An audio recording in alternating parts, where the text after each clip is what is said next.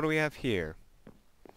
Looks like a room of some sort with a door, but it's locked. And there's these two random coal blocks here. Wonder what they're doing. You know what? I bet if we light them on fire, then it opens the door. I've played some video games, we gotta do that. But I don't have a flint and steel on me. So, I wonder, can we use these torches? Okay. We can hear this torch burning. And, let's see if we can light this on fire with it. Alright, it worked. Well, what's this? Unlit torch? My torch burned out. Okay. Well then, how are we gonna light the other, coal block? Maybe I can relight it with one of these torches. Oh, there we go, it worked. And we can light this other coal block. And we get our treasure.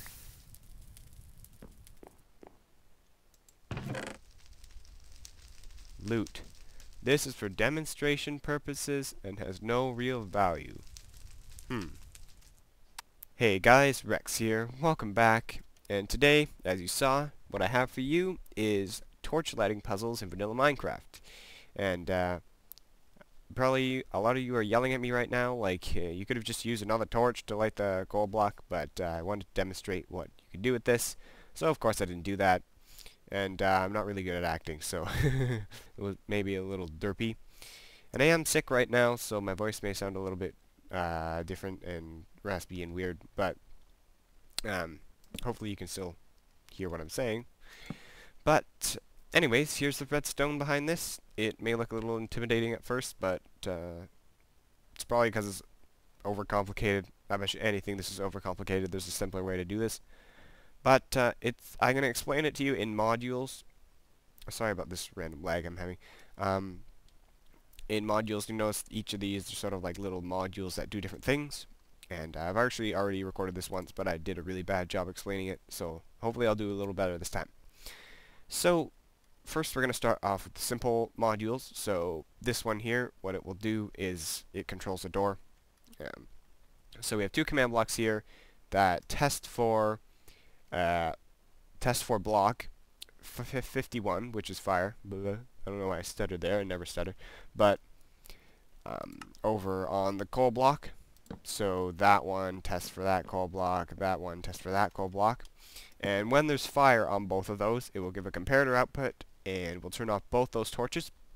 And when both those torches are off, it will unpower this redstone and open the piston door. Right, so next we have the module that turns the torches into fire when I place them on the coal block.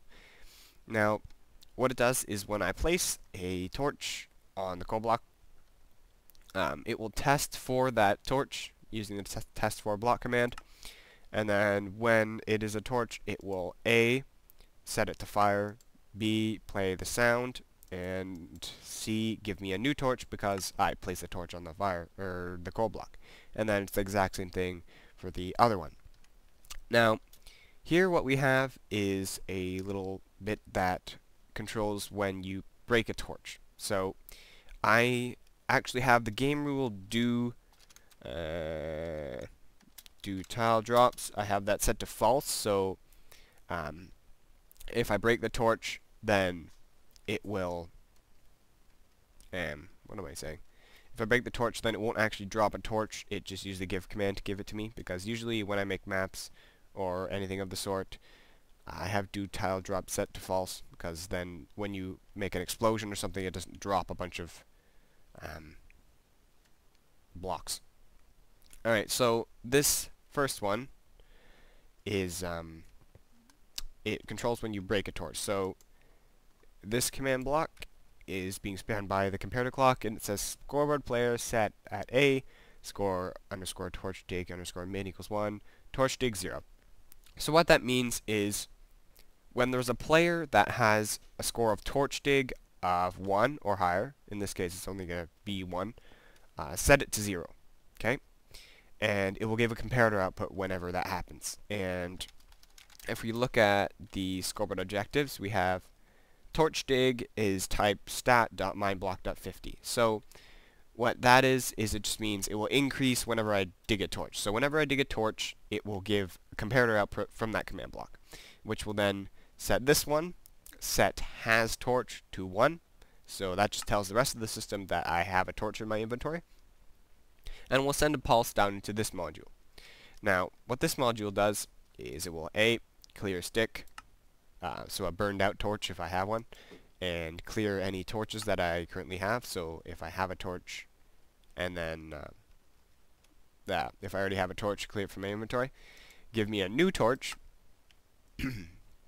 and then it will do two things: send a signal down through all these repeaters here, which is about 10 seconds, and then it will go clear the torch from my inventory, play the random.fizz noise to me, which is that sound you hear when the torch burns out, and then it gives me a new torch. And this is just, I'll show you the command here. It uses the new NBT blah blah blah to give me the torch with the lore.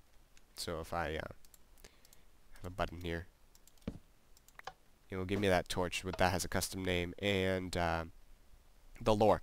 So the other thing that it's going to do is it's going to power this dropper, which has an item in it, and it's going to go into this dropper. So what that does is it will start this clock here, and you can hear the fire noise every time it hits that command block.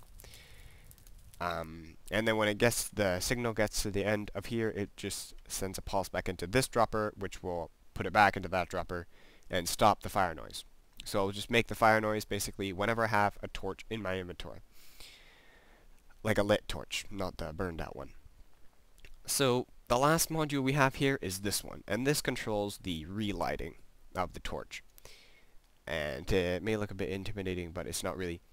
So we'll start with the top ones here. Each of these top ones, the command blocks, test for an actual torch on the post, because if you break the torch, then you don't want to be able to relight it from just a fence.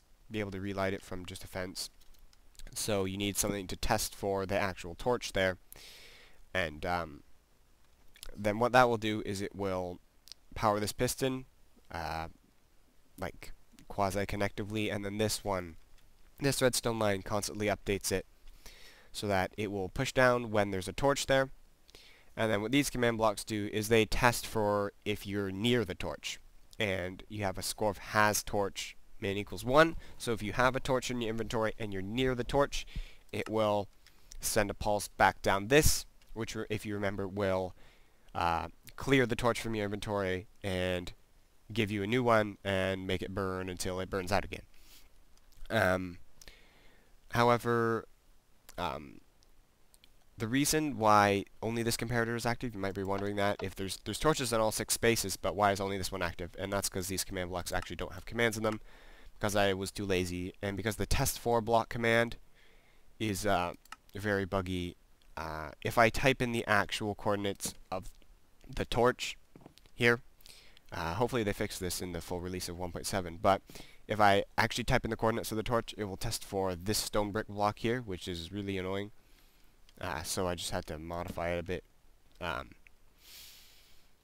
What was I going to say? There's one more thing I was going to say. I'll be right back when I think of it. Okay, I remember what it is now.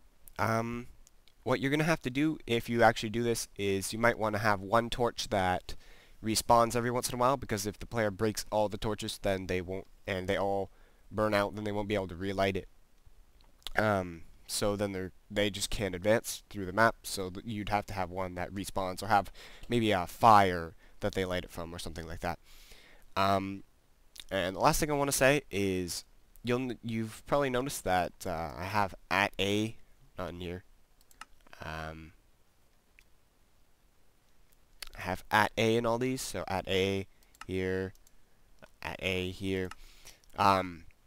And then what you'd have to do if you wanted to put this in multiplayer, in a multiplayer adventure map, is you would have to have one of these machines for each player, except for these 2 modules here that just control the door. You'd have to have one of these for each player, because otherwise it would screw up. And then you'd have to put in, for example, you'd have to add a team for each player or a scoreboard for each player, and you have to say like at a team equals player 1, for example, and then oops, comma, right? And all of those, so it only does the machine only works for the person on player 1's team, and then you have for player 2, player 3, player 4, and however many you want. So you could just use MChead to copy and blah blah blah blah blah. But I think that's all the time I have for today, and my voice is getting a little wonky now because I'm sick and it's just going, I don't want to talk anymore. So if you enjoyed this video, don't forget to leave a like, and if you like watching my videos, don't hesitate to subscribe. Thanks for watching, guys. Rex out.